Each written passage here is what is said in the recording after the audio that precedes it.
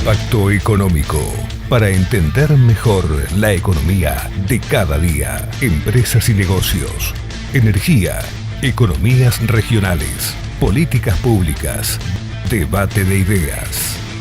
Con la conducción del contador Daniel Darrié. Impacto Económico.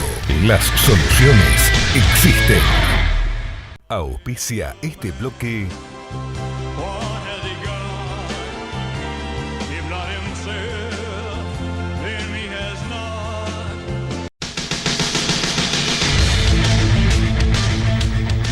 Bienvenidos, gracias por estar. Consternación por el hallazgo de un cuerpo en el río Chubut. Al momento de comenzar la grabación de este programa, aún no hay confirmación oficial de que se trate de Santiago Maldonado. Durante el programa veremos cómo evoluciona la información y me voy a referir a este tema en el último bloque del programa. Quisiera comenzar con un tema que tiene que ver con lo regional. En programas anteriores hemos planteado el problema que implicó la toma de la Facultad de Derecho y Ciencias Sociales de General Roca por parte de 3 ex operarias de una cooperativa de limpieza que reclamaban ser incorporadas al plantel de la Universidad del Comahue. Esta toma llevó varias semanas, generó pérdidas económicas, deserción de estudiantes, especialmente perjudicados aquellos que viven en otras ciudades, que alquilan en General Roca o alrededores, y que al estar interrumpido el dictado de clase, bueno, obviamente se vieron muy perjudicados. Recordemos que la justicia había procedido al procesamiento de las ex operarias de la cooperativa por el delito de usurpación. Esta toma fue respaldada por integrantes de ATE y CTA para poner el tema en contexto. Finalmente, la semana pasada, el gobierno de Río Negro decidió incorporar a estas operarias al plantel de empleados públicos de la provincia de Río Negro. Plantel ya de por sí abultado, tanto Río Negro y Neuquén son de las provincias que más proporción de empleados públicos tienen sobre la población total.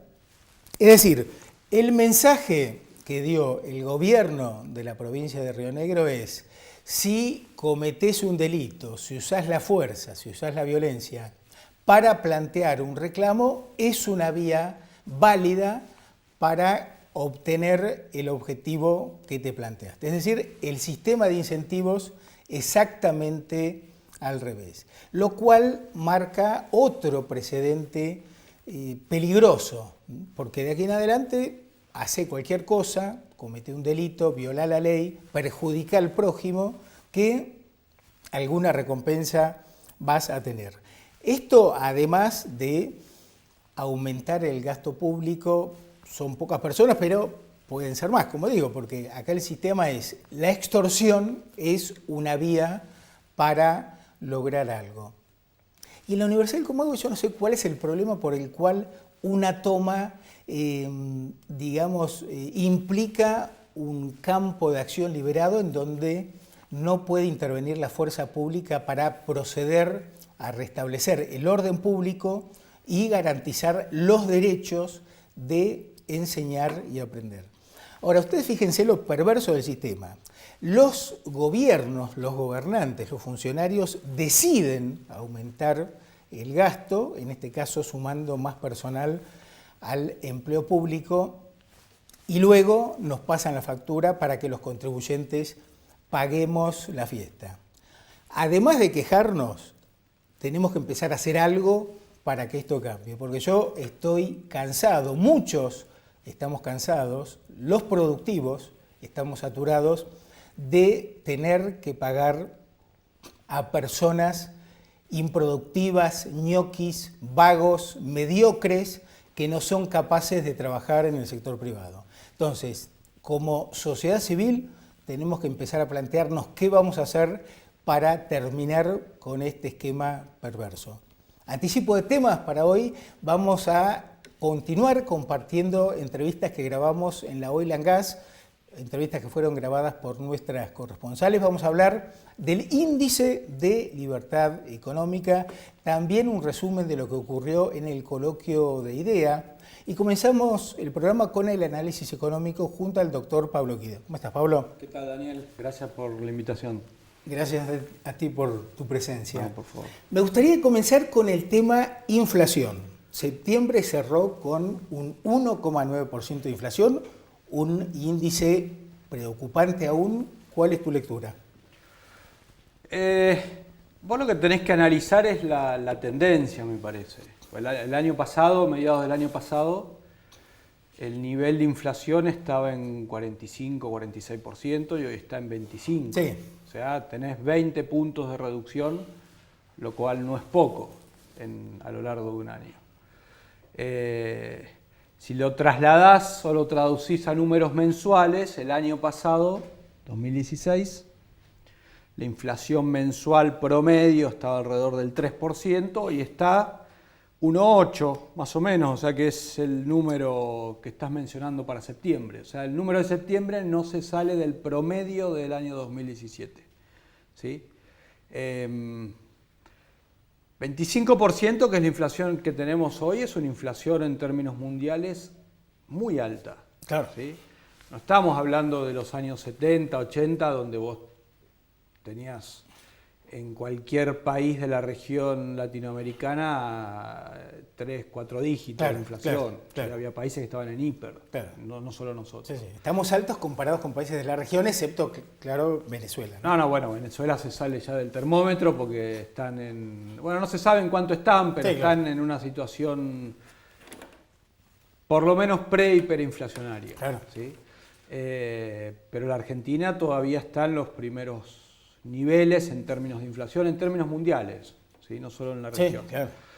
Y 25% de inflación es comparado de nuevo con el 45% del año pasado, es un avance, pero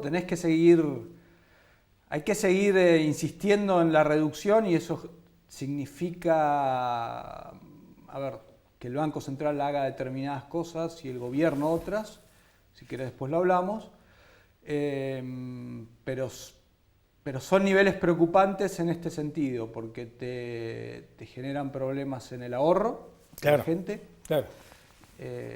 Con menor ahorro, básicamente en los bancos, porque la Argentina tiene un sistema financiero basado básicamente en los bancos, no tenés un mercado de capitales tan desarrollado. Claro.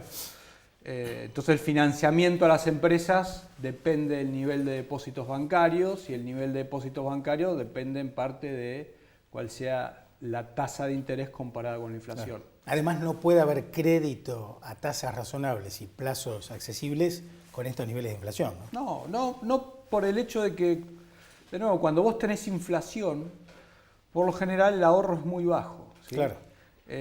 Y es bajo porque el atractivo de invertir, porque la incertidumbre es mayor, bueno, sabés cuánto te va a ir comiendo mes a mes en términos reales la inflación, tu capital.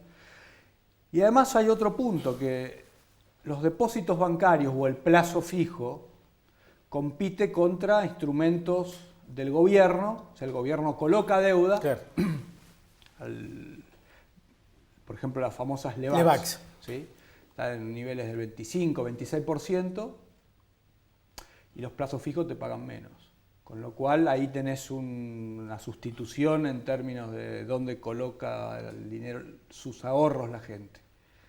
Y ahí está el problema. Claro, menos ahorros en los bancos y más inversión en LEVAX hace que la oferta de crédito sea menor.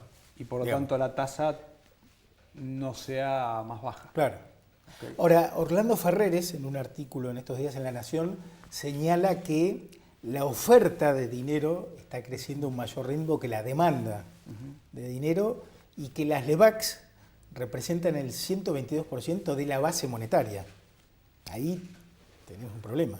Bueno, el problema de las LEVAX es que estás tomando deuda, el Banco Central toma deuda para restringir la oferta monetaria, porque por otro lado el Banco Central emite para financiar el Tesoro y para comprar dólares que provienen del exterior que son para financiar el Tesoro. Entonces, en ese juego,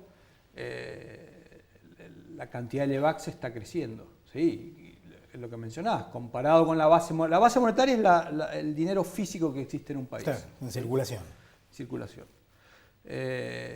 Pero que no es todo el dinero que se usa, porque por el efecto que se llama multiplicador bancario, es decir, los bancos, al tomar depósitos, prestan una parte y eso te genera un aumento en la oferta monetaria, que no es necesariamente física. ¿Sí? Es decir, cuando vos compras con tarjeta de débito no estás usando efectivo, entonces, pero eso no significa que no sea dinero lo que estés usando.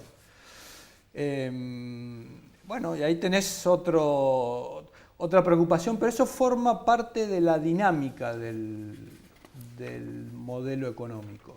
¿Sí? Esto de... a ver, para ponerlo en términos sencillos, el gobierno actual, a diferencia del gobierno anterior, lo que ha hecho es sustituir, como hay un déficit fiscal, más o menos de las mismas características que en los años anteriores, 2014, 2015, sustituye. O sea, ya no emite tanto dinero, pero emite deuda. ¿Sí? Parte de esa deuda proviene del exterior, son ingresos de dólares que el Banco Central tiene que comprar para que el dólar no caiga tanto su precio, pero al emitir estos pesos, y para evitar que esos pesos se trasladen a los precios, entonces tiene que retirar dinero de circulación colocándole bajo. Primero emite y después retira. Digamos.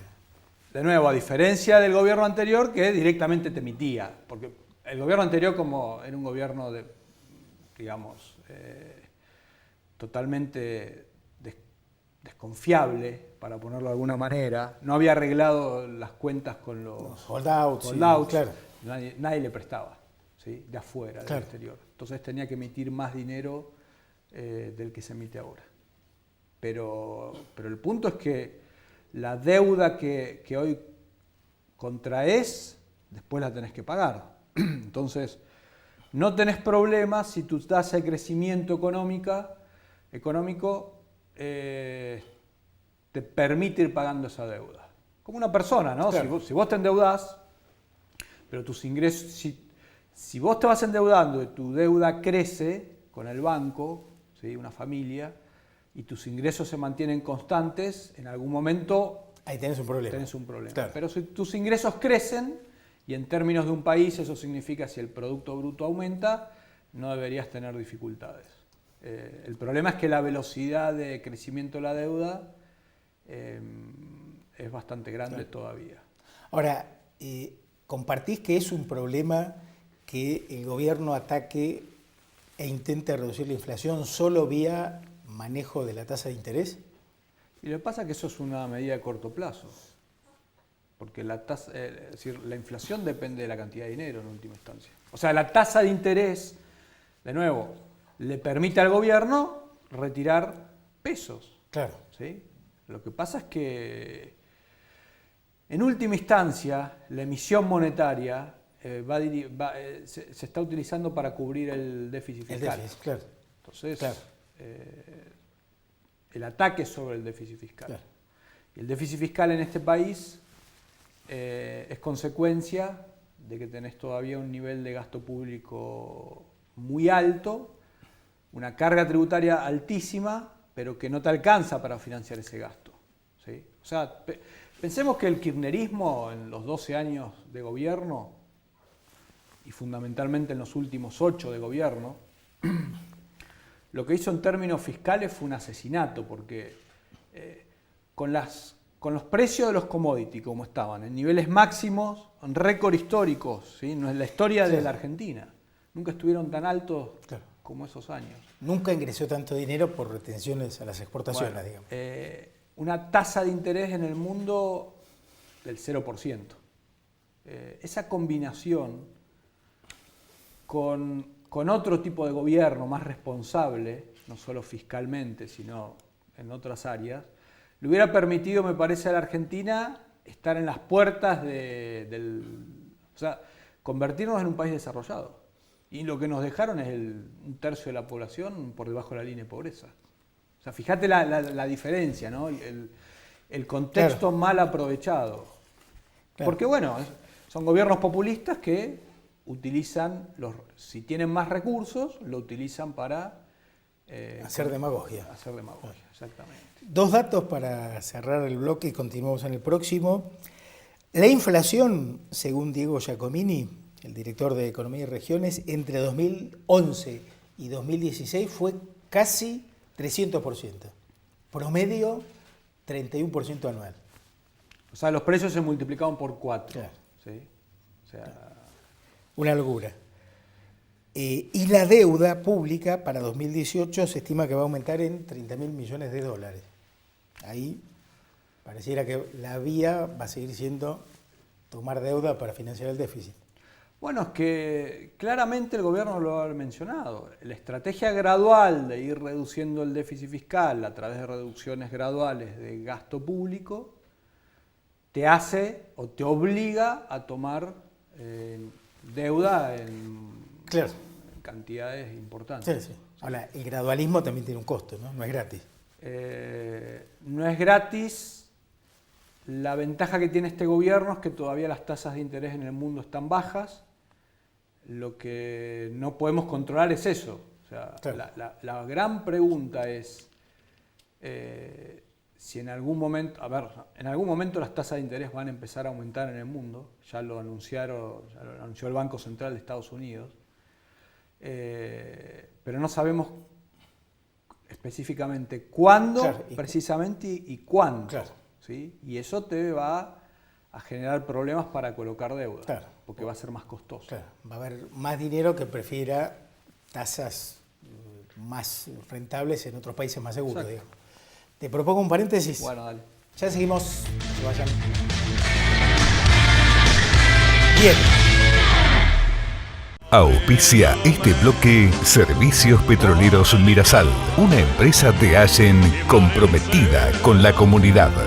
Sindicato de Camioneros de Río Negro, un gremio en constante crecimiento. Parador camionero Rubén Darío, estación de servicio y comedor. AM 740 La Carretera. Flamantes instalaciones en la isla 16 de Allen. Unidos, se puede.